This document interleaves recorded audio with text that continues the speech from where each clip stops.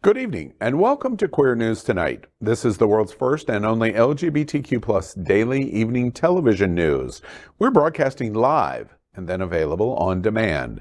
And we're available on all smart televisions, including Roku, Apple TV, Android TV, Amazon Fire TV, and of course, YouTube and Facebook. It's time to queer up the news. It's Monday, October 31st, 2022. It's All Hallows Eve. We are live and literally out of the closet and into the headlines. So many of your important stories we're going to tell this evening on Queer News Tonight.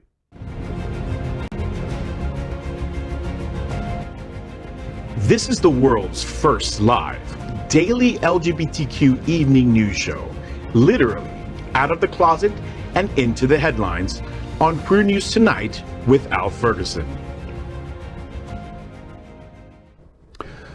I'm your anchor at Queer News Tonight, Al Ferguson, and this evening we bring you the news of and a perspective representing the LGBTQ+ community from South Florida, America, and across our planet. This is the world's first and only unedited live LGBTQ+ evening news show. Whatever happens unique in LGBTQ+ news, you will see it and hear it. Happening Out Television Network is a 501c3 nonprofit media platform in the television and radio model of PBS and NPR, but designed for our LGBTQ+ community. We are part of the largest LGBTQ+ media companies in America, Hotspots Magazine and Happening Out Television Network. Our magazine is celebrating 37 years of the LGBTQ+ experience, and our television news, talk, and entertainment shows support our mission to educate the LGBTQ+ and broader community. Well, let's begin by welcoming David Hopkins. David is an officer for the Landa Men's Brotherhood, a local charity group that raises funds within the leather community. Over the past 16 years, they've raised over $250,000 for the South Florida LGBTQ+ community.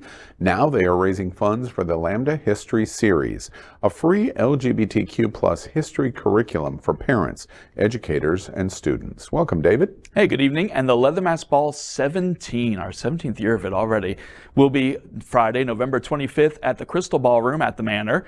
We'll have DJ Alden Brown, DJ Daniel Christopher, demonstrations. Damien Lenore is going to be doing a fire spinning presentation. It's going to be a great night for charity, so bring out your gear and show up. Let's also welcome anchor John Hayden, a journalist for 27 years. He now works for several outlets, including South Florida Gay News, as a reporter and community editor, covering politics, entertainment, and local events directly impacting the LGBTQ+ community. John's interviewed everyone from presidents to Oscar winners and been on more red carpets than they can count. Also, he's gotten his ballot by mail, filled it out, and returned it. So what's your excuse? Welcome, John. Thank you. No excuses, because early voting is open right now as well. And you know what? I just have to say, it is Halloween, and I am just loving our costumes. Yes. We look fabulous. Fabulous. We are the reporters for Queer News Tonight, and this evening we begin with the queer headlines. The LGBTQ+ community in South Florida and across America is diverse. Our community across the world is vast. And here are the bullet points of the queer news for today, Monday, October 31st, All Hallows Eve, 2022. Well, let's begin by queering up LGBTQ+ civil rights.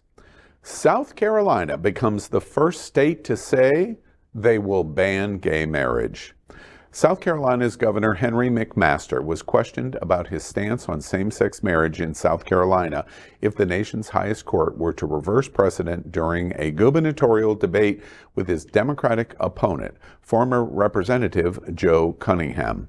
These comments are from over the weekend. McMaster said that South Carolina is one of several states that had not legalized same-sex marriage when the Supreme Court ruled on Obergefell versus Hodges, the case that made same-sex marriage the law of the land in the U.S.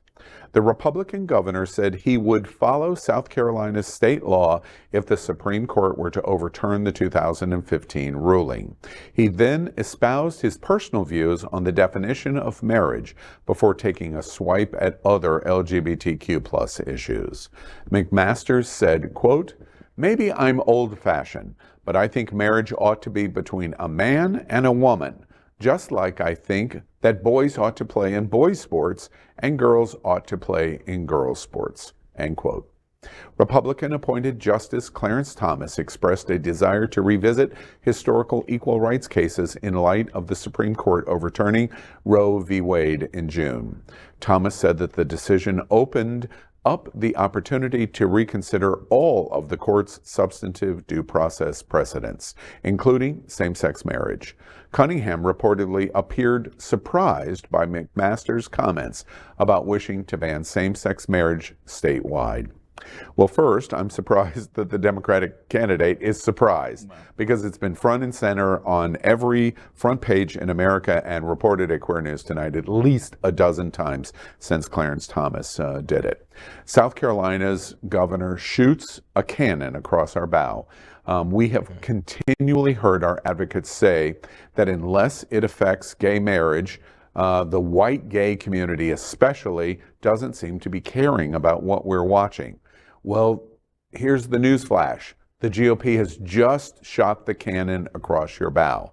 I can't help but wonder if you're going to get involved and active in what we're watching in America.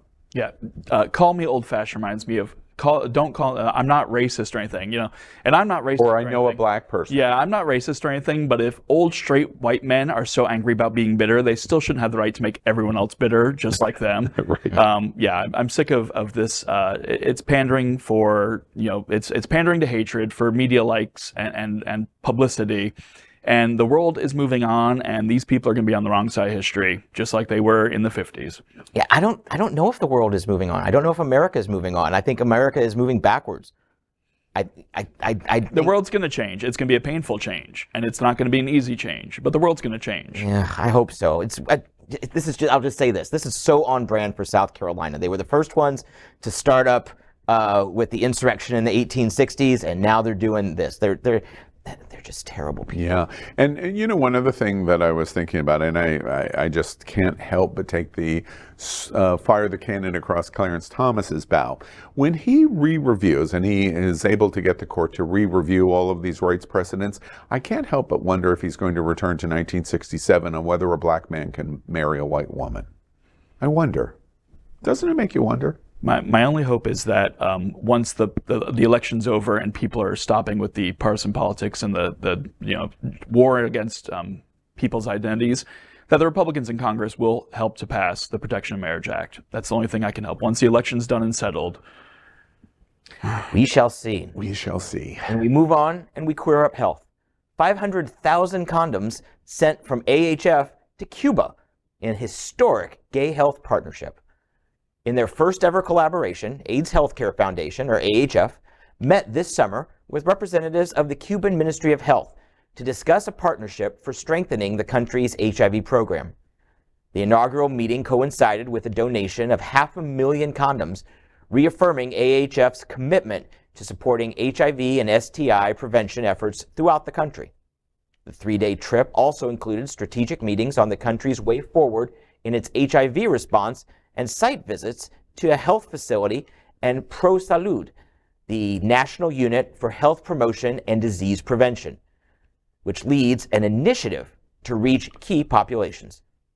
Along with the potential for a more concrete partnership down the road, discussions also centered on key focus areas, including training for medical staff and peer educators, strengthening community networks, enhanced mobile services, increased access to condoms and supplies, and cooperation and training with the other regional AHF teams. And I love that they say condoms and supplies, because you told me on one of your trips you realized lube is not a readily available manufactured product. Yeah. Spit is the #1 lubricant for gay men in Cuba. It's not only painful, it's an additional health hazard. Yeah, exactly right. I find this interesting because Cuba actually is better ranked than the U.S. in healthcare on most things, but their lack of access to supplies makes STIs a major issue. And I wonder if that 500,000 condoms is meant to be like a 3-month supply, because I know some Cubans. And that's a very good joke, and Cubans would love that joke. It's interesting to me. A lot of Americans and a lot of LGBT Americans are we stand up and protest over Cuba instantaneously. There's no politics in this story. I applaud AHF. I absolutely, no question about it, I applaud AHF, what they're doing. A lot of people do not realize that Cuba has, especially for its economy of scale, one of the best healthcare systems in the world. In fact, their number one export is not sugar, it is not tobacco, it's doctors. Their number one export is doctors. They send doctors all over the world to help countries all over the world, including China. We, in 2019, brought It's Happening Out and Happening Out television network to Cuba for their Cuba Pride in 2019. The last time it was done in full fashion in 2019. And we hosted a party in the University District in Havana. We had 40 representatives from the show and guests from South Florida that came with us. And we held this party, and one of the things that we did in inviting the LGBT Cuban community to come to the party was free distribution of condoms and lube, and various different kinds of condoms and lubricants and other things. It was like Christmas and New Year's and your birthday all rolled in together. And it was packaged and basically whatever you would like. And we brought thousands and thousands and thousands. And I think somewhere in the neighborhood of 300 approximately came to the party. And it was so incredibly important for the LGBTQ community in terms of what we did. I was very proud to participate in that moment. Congratulations to AHF. It's another door that's being opened with Cuba. And finally, we clear up the worldview. In sharp contrast to mainland China, 120,000 parade at Taiwan Pride. Some 120,000 people paraded in the streets of Taipei as the city's 20th annual Pride event celebrated the LGBTQ+ community Saturday, despite the rainy weather. The Taiwan Pride Parade began in 2003 with just 700 participants gathering in a park in central Taipei, most of them wearing face masks to avoid stigmatization.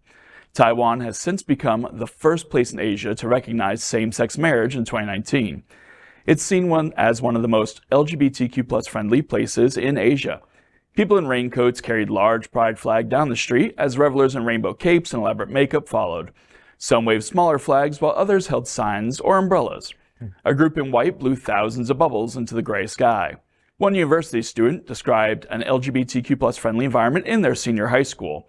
8-year-old Chen said, quote, "We are not discriminated, everyone knew," end quote. But others still face challenges. Tommy Huang said he feels distant from his partner's family, saying, quote, "His parents haven't fully accepted me yet.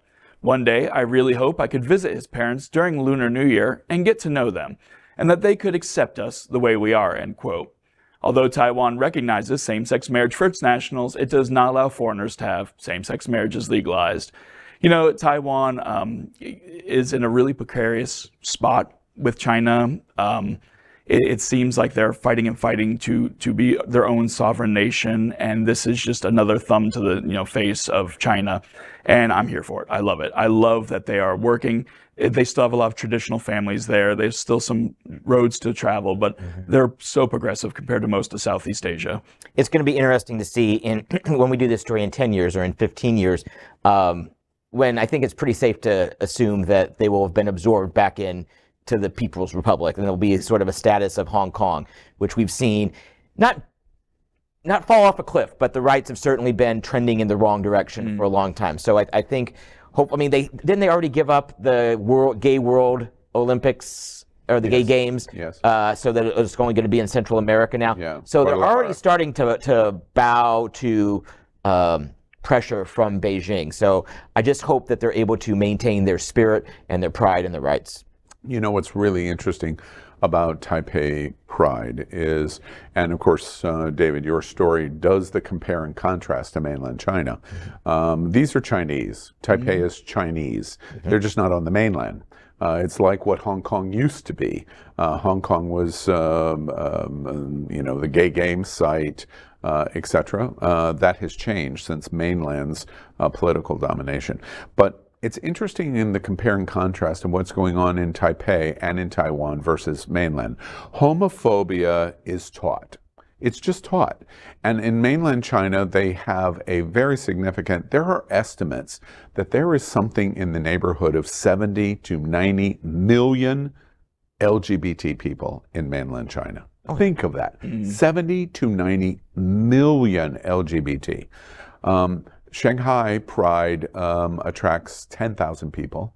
There is no Beijing Pride and none of the other major cities. They've got 50 mega cities in China have any pride events. That is a taught experience of homophobia. Diversity is educated. And what Taiwan is doing and what Taipei is doing in allowing this event and the LGBTQ community literally stepping off for the parade is educating community. And while there is still issues in Taiwan, in compare and contrast to mainland China, it is completely different. And it is the representation of the two Chinas. The education of what's going on in Taiwan versus the oppression that is going on in mainland. And it's just a question of, are you willing to be bought off, your economy, to an authoritarian political system? And the one thing I hadn't really thought about, your observation 10 years from now, if Taipei is absorbed into the giant monolith, I hope it is an infection that comes to the mainland and helps to infect the entire population of mainland China, because Taiwan is doing it way better than mainland Chinese. Well, next, let's queer up South Florida and Florida. The Men's Health Wellness Conference is returning to South Florida. The 2022 South Florida Men's Wellness Conference is around the corner. It is time to save the day for this 2-day virtual and in-person conference that begins on November 4th. On the first day of the conference, it will start at 9 a.m. after welcome and acknowledgments and the opening song Imagine by Rico. The first session will start at 9:15, where MSM, or Men Who Have Sex with Men, health will be discussed, along with a brief review of health issues affecting MSM and intervention approaches by Dr. E. Nupcius Benjamin Robinson. The second session will cover strengthening provider and client relationships through stigma reduction by Christina Santana and John Mead. The third session of the day will discuss the role of risk perception on dating applications, usage, and sexual health promotion practices among young Black men who have sex with men, YBM-SM, in Florida by Dr. Brandon Moten. And this day will be concluded with self-care tips for service providers by Dylan Brooks and Edric Johnson. On the same day, an in-person event will be conducted later in the evening from 6:30 p.m. at the State of the Transgender Community Town Hall at ArtServe in Fort Lauderdale. The second day of the conference will also be conducted in both in-person and virtual ways, and will, of course, be broadcast by Happening Out Television Network. And the schedule will be the same as on day one, with minor adjustments for in-person visitors all day, and testing and vaccination services will be available at 3 venues. Each session will touch on various topics throughout the day. Registration links and further information is available on the official website at hotspotsmagazine.com/men's health. And as I said, Hotspots Magazine and Happening Out Television Network are major supporters and sponsors of the event, also sponsored by the Florida Department of Health. And the live event will be here at the studios, here at Sunshine in Fort Lauderdale. And there will also be events at Compass in Palm Beach County, the Compass Community Center, and at Pride Lines in Miami-Dade County. So we encourage you to come out. Very important health conference for health issues for the LGBTQ community. You know, I was talking with Jameer Baptiste, who's one of the organizers of this. He also works with us for Hotspots Magazine. Incredible organizer. He will also be talking at one of the sessions, at the closing session on day 2. And I asked him, because there will be an article on this also in SFGN online and on stands, not tomorrow, but on Thursday. But I asked him, what's the impetus for this? Why is this necessary? And he just points to the stark numbers, which seem even higher to me. He said, 80% of new HIV infections are in men, 68% of those are in MSN, or essentially gay or bisexual men, and the trans, I don't know if we mentioned, the trans men community will also be addressed and positively discussed at this as well. So there's just a desperate need for it, and people don't know that they need it. It's just fallen so far off of the headlines. But it's a very important weekend, and I really hope people come, because I know that these doctors, this panel, these speakers they've got lined up, impeccable, top flight. You know, I participated in the conference last year. Again, it was hosted and we broadcast it last year. One of the things that is a surprise to me, because in many respects, I sit in a bubble, and I think my bubble is what everyone's experience is. And then either I need to remind myself, or more frequently, other people remind me that the bubble you live in is the bubble you live in. One of the things that I learned from the conference, which adds to the observation you just made, is stigma, especially in people of color, gay communities, gay men communities of people of color. There's a stigma, and as a result, they are not as aggressive in their prevention of HIV. They're not as aggressive in terms of the use of condoms. They're not as diligent in pursuing health care and the preventative kinds of things that they should do. And the reason is because they have the stigma and then live in the shadows or in the periphery of the corners, and as a result, their healthcare suffers from it. Well, that's one of the reasons why they reference MSM instead of gay or bisexual, because especially here in South Florida, we have a lot of people from the Caribbean and Latino families where they can't be open about the fact that they have sex with men. Often they lead a double life where they have lives with women, and they may not even be fully gay or bisexual, but they occasionally have sex with men. And it's difficult for healthcare providers to know how to react to that sometimes, and that's what this conference is to help with. Oh, you know, one other point that I want to, and I compliment you, David, for this, to David's point. We even talked about today in production, in terms of doing this story about the conference, of whether gay would be incorporated in the headline, and made the decision, and David helped carry that decision. No, we shouldn't do that. We shouldn't say gay or LGBT in our headline. And the reason is because of exactly what David just said. And so you should participate in the conference. We encourage you to do it.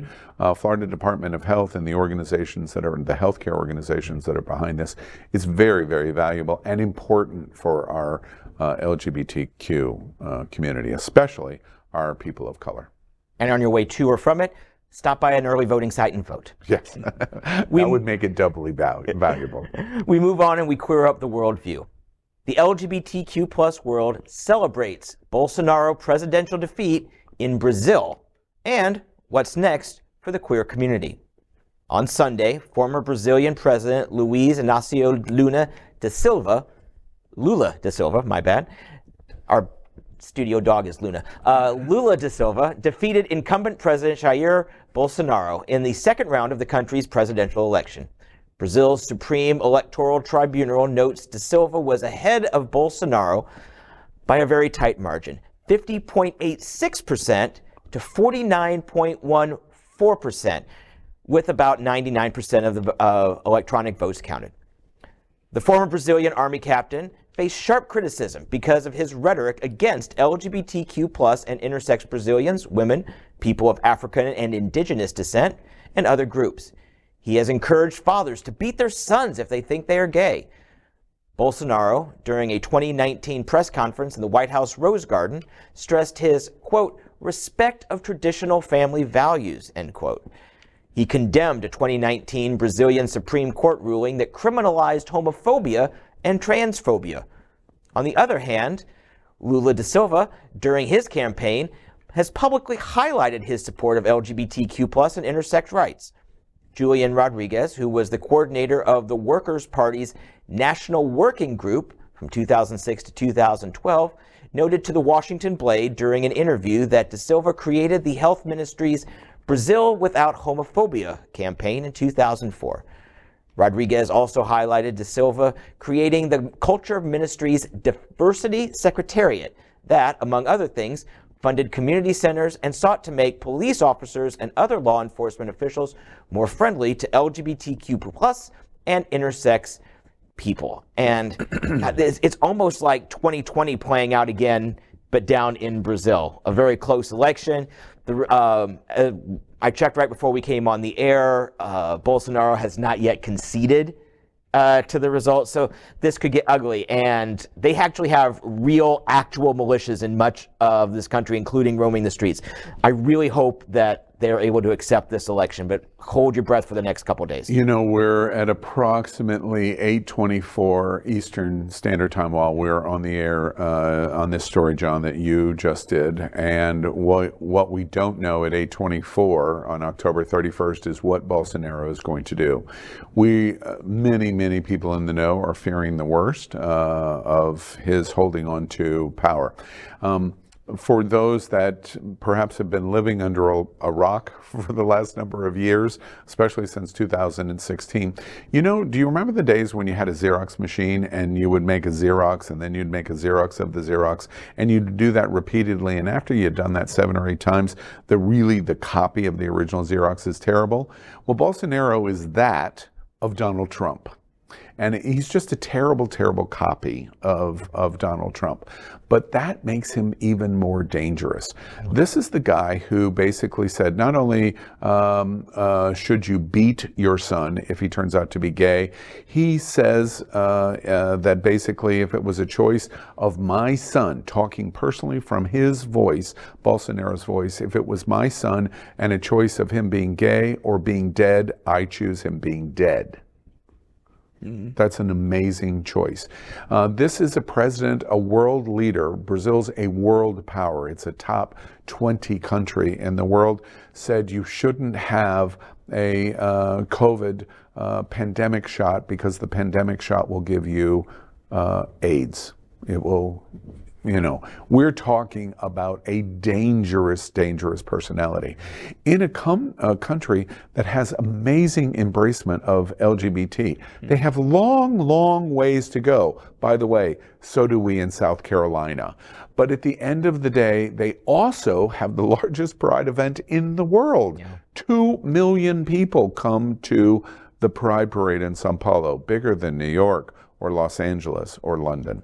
And so it's a place that embraces, and they want to continue to move forward in their education, and Bolsonaro interrupted that. So Lula's election is welcome news, not only for Brazil, and Brazil's certainly their LGBTQ community, but the LGBTQ community all over the world, in that there is a breath of fresh air that perhaps Brazil is the first of many steps that we're going to see in places like Hungary and Russia and China and other places, and South Carolina. Wouldn't that be nice? Mm-hmm.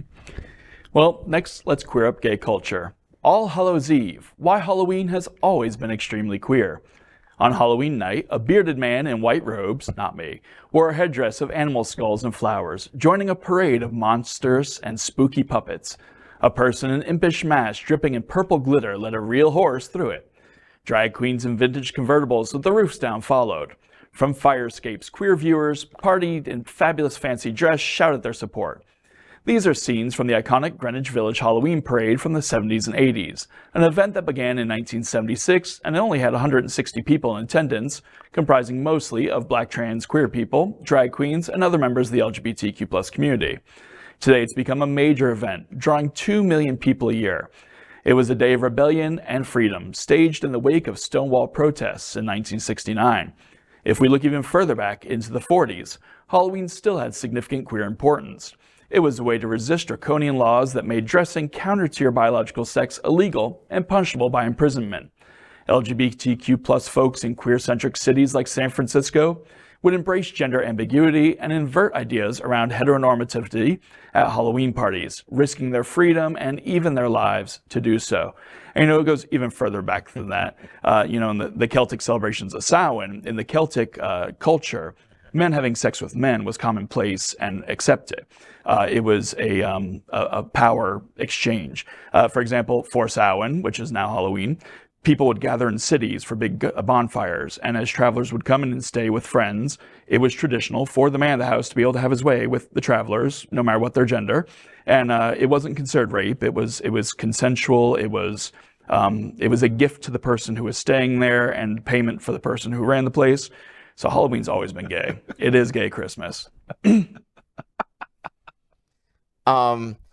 Okay, so my Airbnb does not have that restriction, so please still sign up. You know, the first time I went to New York for Halloween was in 1979. And I went to Greenwich Village, and I was traveling with somebody. I went to Greenwich Village, and I always loved Halloween, but never really identified and understood its gayness. And I was in full out in the closet to complete denial. Somewhere in between. I was in that transition thing of where I was in '79.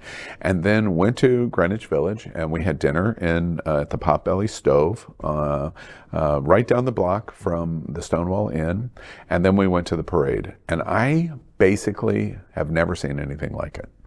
Because in 1979, I was in college and seeing a Halloween parade where the parade was as gay as you could humanly possibly get, and the people watching the parade was as gay as could humanly possibly get, and the people that were not gay were embracing gay as humanly as possibly you could get. I thought, my goodness, I have died and gone to heaven to see what Halloween really means to the LGBTQ community. My first experience in 1979 and realized, oh yeah, I'm really gay. And this parade and this holiday helped show me that. I will never forget that moment in 1979, and I went back many, many, many times after it. And by the way, tonight, I'm going to the newest version of that. Wicked Manors is a completely different situation here in Fort Lauderdale, in Wilton Manors. 40,000 are expected on the 9 blocks of the closure on Wilton Drive, where we broadcast the Stonewall Pride Parade. So the two biggest events here in South Florida, in Broward County, are both gay on Wilton Drive, and that's the Stonewall Parade in June, and then Halloween and Wicked Manors. And I can't wait to go and see the costumes that I'm going to see. You're coming with me, I understand? Absolutely. I would miss it for the world. Are you kidding me? All right, great. First, I got to go to church. And we move on and are proud of our special partnership with Sunshine Cathedral, the world's largest queer church, and it's right here in Fort Lauderdale. Supporting that partnership, we are broadcasting from our permanent set here at Sunshine Cathedral at the Happening Out television studios. We broadcast Sunshine Cathedral's Sunday International Service at 10:30 a.m. Eastern, with more than 30,000 watching every week.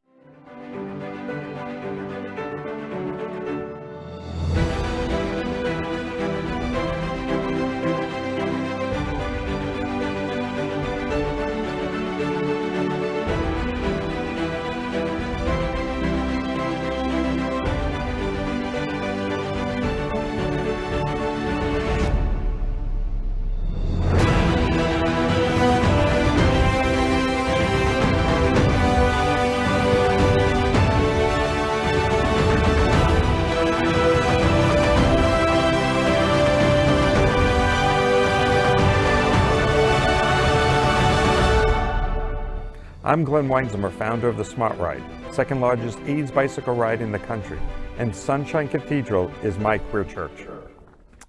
Well, we finished tonight's queer news headlines with a segment we call LGBTQ plus 1 Minute News. LGBTQ plus 1 Minute News, let's queer up travel. From LGBTQ plus news partner Out Traveler and writer Scotty Andrew. For a gay Christmas, here are the spookiest cities in America. Several locales across the U.S. claim to be the king when it comes to Halloween, but 3, in particular Savannah, Georgia, New Orleans, and Salem, Massachusetts, have the haunting histories to truly earn the title. The trio of classic cities, each of them at least a couple of centuries old, are charming and welcoming in their light, with their cobblestone streets, well-preserved centuries-old structures, and other nods to days of old. But when the night falls and the wind howls through the empty streets, these cities cast a darker spell. For many visitors and year-round residents of these 3 cities, their macabre history is part of the draw. Read more at OutTraveler.com. LGBTQ 1 Minute News. Let's queer up trans rights from LGBTQ plus news partner Pink News and writer Maggie Baska. Florida Medical Board Committee takes its next step to ban trans health care. As reported by ABC News, a joint committee of the Florida Board of Medicine and the Board of Osteopathic Medicine advanced a policy on October 28th that would prohibit doctors from prescribing gender-affirming treatments for minors under age 18. The rule would bar a trans youth's access to puberty blockers and hormone treatments, which have been described as life-saving by researchers. The plan would also ban surgical treatments for minors. It would now head to a full meeting of the Joint Board for finalization and a final vote on November 4th. The proposed rule came after Florida's Surgeon General Joseph Ladapo asked the board in June to establish a standard for gender-affirming care. Read more at pinknews.co.uk. LGBTQ plus 1 minute news. Let's queer up business. From LGBTQ plus news partner Autostraddle. 5-alarm queer fire as Autostraddle has fundraising campaign to save queer news. The Autostraddle blog was started in 2009 with the aim to create a revolutionary space for independent media that focuses on culture from a lesbian perspective.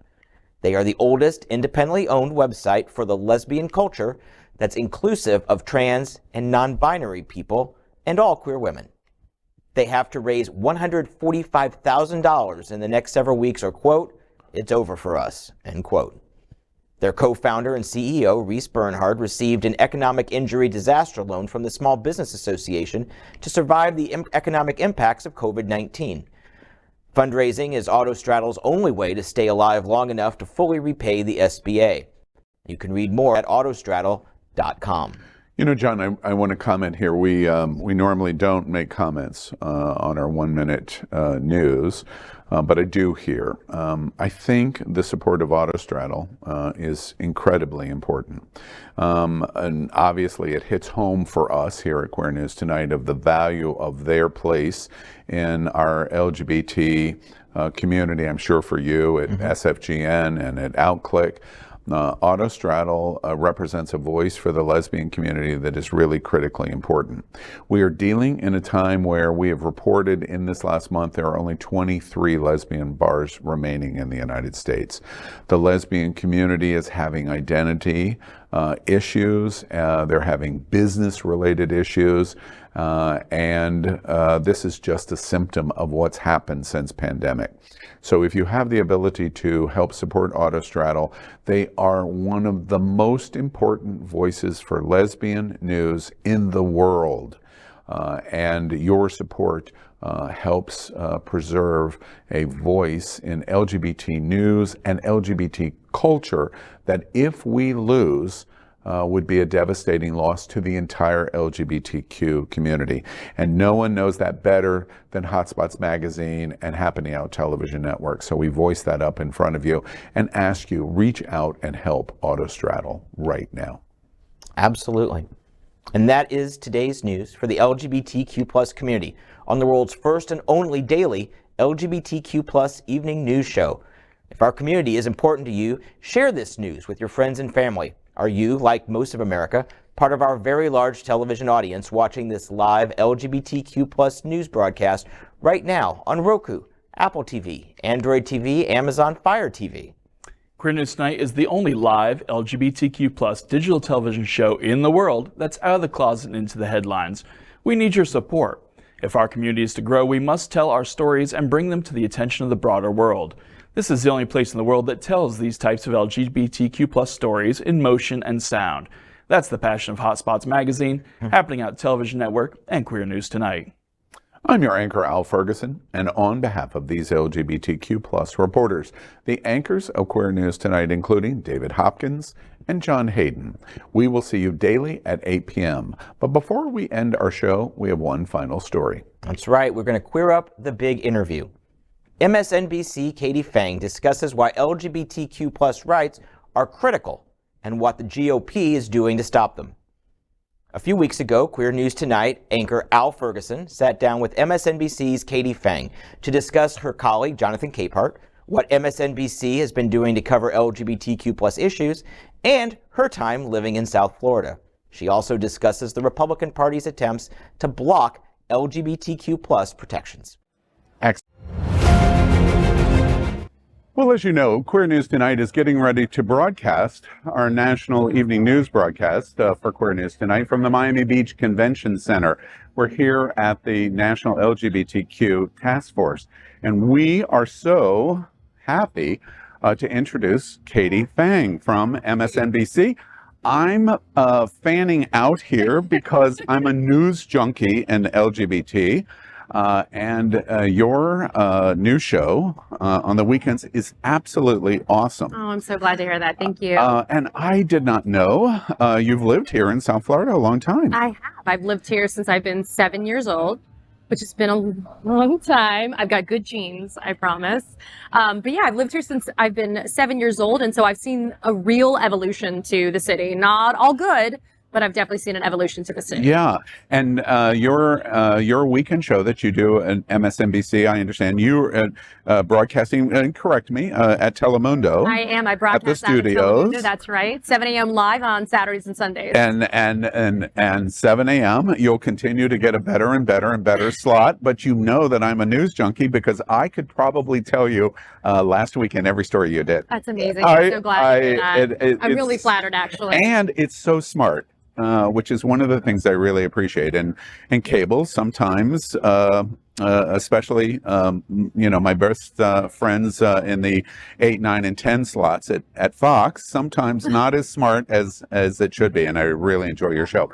Now, you're here at the task force because you're going to be introducing the leadership winner. I am. Tell us a little bit about what you're getting ready to do. So I'm honored because I've only been working as an anchor and a host for MSNBC just since March of this year. March. And I've had my own show, and they asked me to introduce my friend and colleague, Jonathan Capehart, who is... He snagged that great interview this week with the president. Spectacular. Yeah. Everybody has to tune in and watch that full interview That's with President Biden. But it was my honor to be able to do so because Jonathan truly is a mensch. He is warm and outgoing and so smart and so sharp. And he really is somebody that I consider to be a mentor for what I am doing at the network. And so it was my honor to introduce him. You know, the National Task Force is at the forefront of the fights and issues that relate to LGBTQ equality. Florida has been a battleground in 2022. We have watched. Yes, we've watched. I'm curious, being here in South Florida and what we've watched from the State House, from our governor and our state senator or U.S. Senate seat that's running for re-election. What's your take about what we're watching in our politics in Florida and specifically and in general around the country? So that's always a great question. I say tongue in cheek that Florida is the epicenter of all things messed up. Sometimes I use a little bit more colorful language when I do describe it. And who would have thought that this would become a major battleground state for the culture wars and for all of the fill in the blank. I mean, it's literally anti-fill in the blank legislation that Governor Ron DeSantis and his very red state legislature is trying to pass. I don't think that there's a minority group that has not been targeted as of right now. And so the real challenge is, number one, not feeling defeated, not feeling like we're not going to be able to overcome and prevail. And number two, education. So the biggest compliment you can pay to me is that you feel like my segments are smart. When I first took on this role, I swore that the one thing I wanted to do was to have somebody tune in, watch, and leave and say, hey, you know what? I learned this on Katie's show today, and whatever it is. And that is what we have to do. We have to continue to educate our voting populace, because if they understand what's at risk, and when they don't feel like, oh, it's someone else's problem, then they'll be invested, because it eventually will be their problem. If we do not keep this type of very fascist, autocratic dictatorships in check, the next group is going to be you. And so I think it's really important for people to have empathy these days and to have the patience to open their mind and their hearts and say, I don't want to have that be the case where people feel alienated and ostracized. And unfortunately, Florida is getting that reputation. And so we're fighting the good fight down here as much as we can. Yeah, and I encourage LGBT America, if you haven't watched Katie Phang yet, you should. One of the best compliments I can give you in terms of that education and the walkaway is the most popular news host in LGBTQ community is not Anderson Cooper. A lot of people think it is. It's Rachel Maddow. And your show reminds me of that in so many ways, because you help walk the viewer through here's what's happening and dissect what the problem is and what the issues are related to it. And high praise to you for what you're doing in your show. And as you do that, I have seen a number of segments where you've taken on equality issues and many advocacy issues.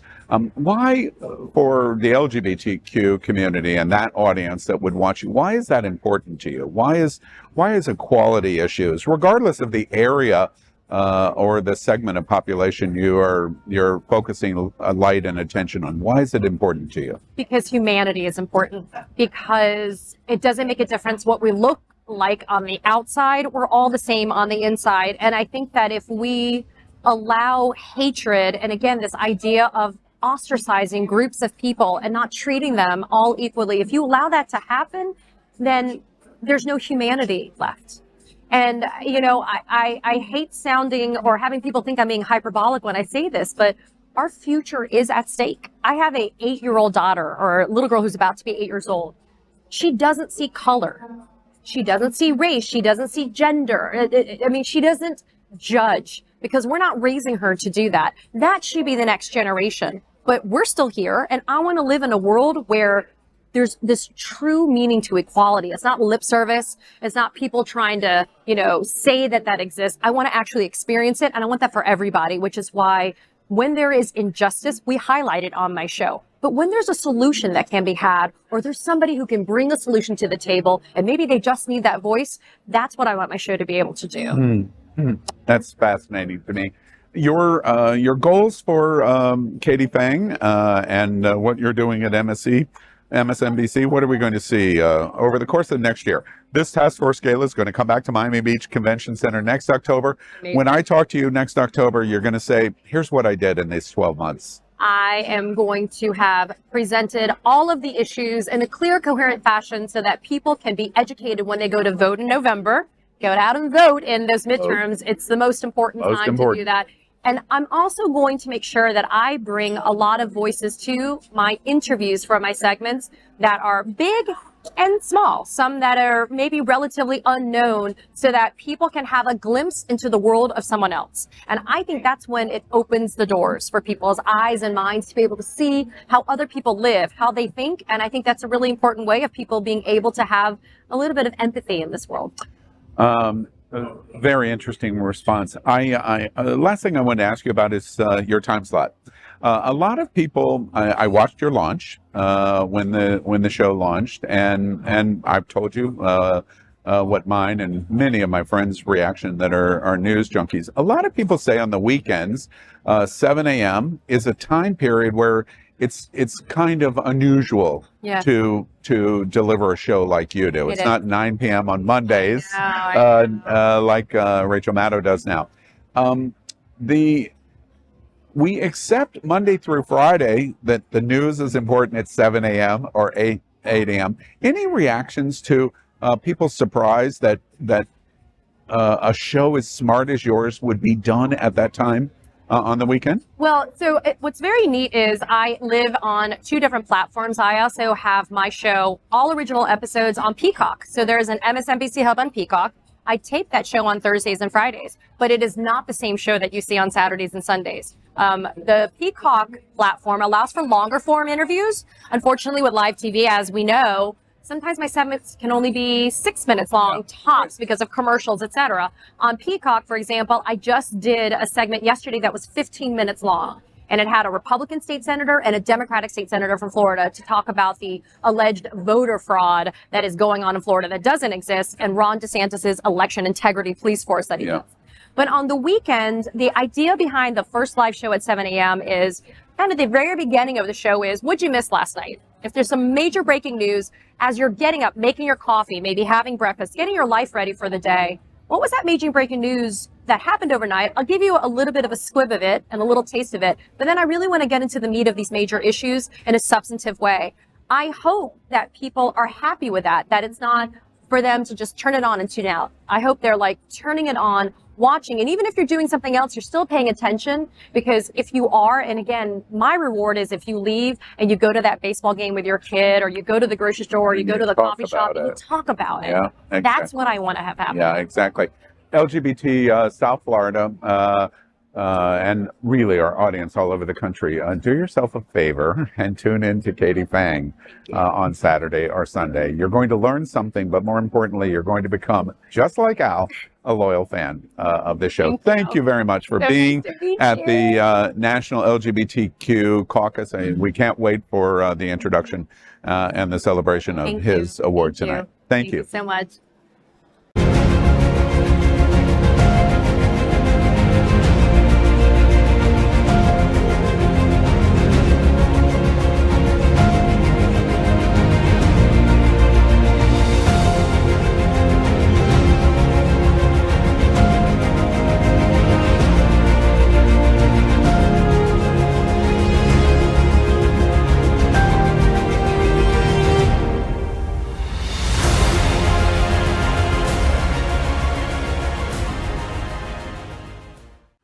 LGBTQ plus news is vital for our community and for the broader world as a whole. We have a